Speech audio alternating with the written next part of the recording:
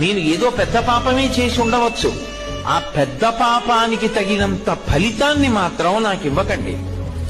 అంత పెద్ద అశుభవార్త నేను వినేటట్టుగా చేయకండి.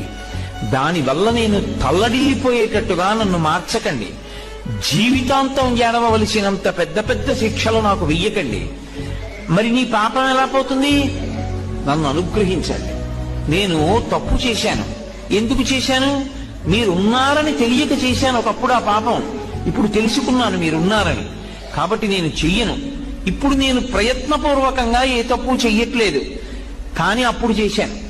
ఈశ్వర, మీరు నన్ను మన్నించి ఆ పాపము యొక్క ఫలితాన్ని ఇచ్చేటప్పుడు బహు తక్కువ చేసి ఇవ్వండి. నేను భరించగలిగేలా ఇవ్వండి తప్ప నేను భరించలేనంత దుఃఖాన్ని నాకు ఇవ్వకండి.